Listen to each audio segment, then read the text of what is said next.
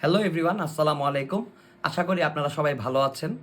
আপনারা যারা অ্যামাজন সম্পর্কে ঘাটাঘাটি করেন অথবা অ্যামাজনে সেলিং করেন, আপনারা জানেন যে রিসেন্টলি গত 3 মাস ধরে অ্যামাজন কিন্তু অ্যামাজনের প্রোডাক্ট অথেন্টিসিটির ব্যাপারে খুবই স্ট্রিক্ট হয়ে গেছে এবং প্রচুর প্রচুর অ্যাকাউন্ট এই 3 মাসে কিন্তু অ্যামাজন ডিঅ্যাক্টিভেটেড করে দিয়েছে।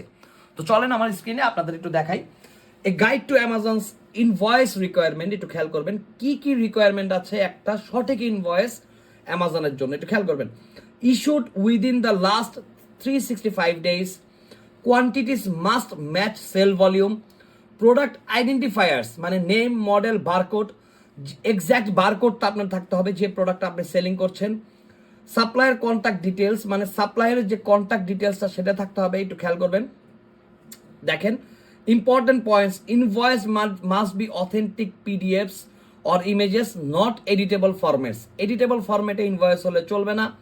প্রাইসিং ক্যান বি রিমুভড, আপনি প্রাইসিংটা রিমুভ করে দিতে পারেন, but all other details must be visible মানে অন্য সব ডিটেলসগুলো ভিজিবল থাকতে হবে। They need to show a completed fulfilled order মানে কমপ্লিটেড ফুলফিল অর্ডার থাকতে হবে, কোনো কোর্স চলবে না, প্রোফরমাস চলবে না।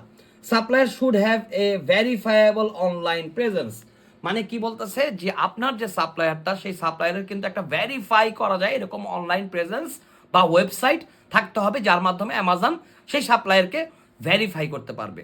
তো চিন্তা করেন আপনারা একটা প্রোডাক্ট সোর্স করার আগে অবশ্যই এই বিষয়গুলো মাথায় রাখবেন যাতে আপনার একটা সলিড ইনভয়েস থাকে। তো ভালো থাকবেন সবাই, আসসালামু আলাইকুম।